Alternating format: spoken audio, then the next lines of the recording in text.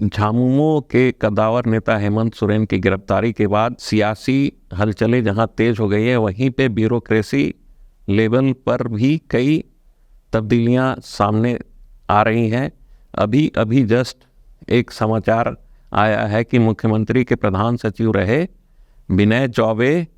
ने अपने सभी पदों से इस्तीफा दे दिया है। यह वही विनय चौबे हैं जो उत्पाद विभाग के सचिव भी हैं और काफ़ी दिनों से नगर विकास सचिव के प्रभार में भी हैं। हाल में वे मुख्यमंत्री के प्रधान सचिव बने थे। हेमंत सोरेन की गिरफ्तारी के बाद जो उनके साथ जितने भी पद थे, प्रधान सचिव, सचिव, प्रेस सलाहकार, जो को टर्मिनस पद होता है, तो मुख्यमंत्री हेमंत सोरेन के हटते ही या उनके इस्तीफा देने के बाद ही सारे पद स्वतः समाप्त हो गए। अब यह बड़ी बात आ रही है कि आईएएस विनय चौबे ने अपने सभी पदों से इस्तीफा दे दिया है। इस संबंध में उन्होंने राज्य के मुख्य सचिव एल ख्यांगते को एक पत्र लिखा है कि उन्हें सभी पदों से मुक्त कर दिया जाए। उन्हें अब यह भय सताने लगा है कि कहीं ईडी की जो गाज है अब उन पर न गिरे, यानी उत्पाद नीति लागू होने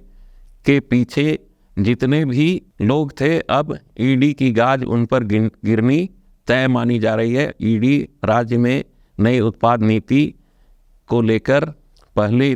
भी कई जगहों पर छापेमारी कर चुकी है। इसमें योगेंद्र तिवारी समेत कई लोगों को हिरासत में लिया जा चुका है और ईडी की जो टीम है वह छत्तीसगढ़ में भी उत्पाद सचिव विनय चौबे और तत्कालीन उत्पाद आयुक्त से पूछताछ कर चुकी है। अब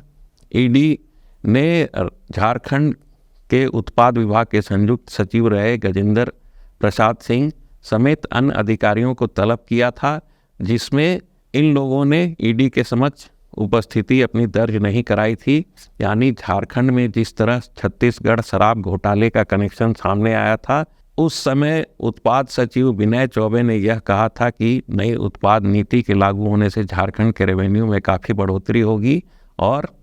उस समय कतिपय कारणों से जो नई उत्पाद नीति बनाई गई और उत्पाद नीति को लेकर ईडी ने जो छापेमारी की थी, जिसमें राज्य के वित्त मंत्री रामेश्वर उरांव के आवास में भी छापेमारी की गई थी और योगेंद्र तिवारी समेत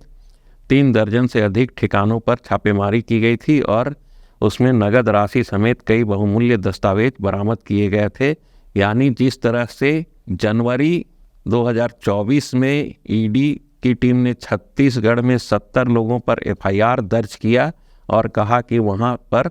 2100 करोड़ का शराब घोटाला हुआ है, अब उसी राह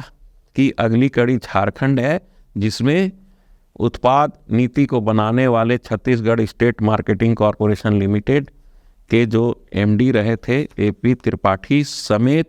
जो कंपनियां झारखंड में 2022-23 में आई और यहां पर शराब के प्लेसमेंट एजेंसी के रूप में काम किया, उन सभी कंपनियों जैसे Sumit facilities, A2Z infrastructure limited, eagle Hunter और जो बॉटलिंग कंपनी है दिशिता वेंचर्स और ओम साई डिस्टिलरीज, सरीखी कंपनियों को सरकार ने न सिर्फ हटाया बल्कि ये 6-7 महीने तक नई उत्पाद नीति लागू होने के बाद झारखंड में कार्य करते रहे। यहाँ तक कि जो लोगो बनाने वाली कंपनी थी प्रिज्म होलोग्राफी, उसका भी दफ्तर Jharkhand state beverage corporation limited के ऊपरी तल्ले में था, उसे भी सरकार ने समझौते के तहत उसे हटा दिया। अब जिस तरह विनय चौबे ने अपने सभी पदों से इस्तीफा देने की बातें कही है, उससे लग रहा है कि अब एक और बड़ी कार्रवाई झारखंड में होगी और कई अधिकारी ईडी के गिरफ्त में आएंगे। नमस्कार, जोहार। अवगत हैं कि पिछले महीने 1 मई को हम लोगों ने नई उत्पाद नीति के कार्यान्वयन जो वस्तु स्थिति है वो सभी आप लोगों के सामने प्रस्तुत करने के लिए हम लोग आज यहाँ इकट्ठा हुए हैं। पिछले 1 महीने में उत्पाद विभाग के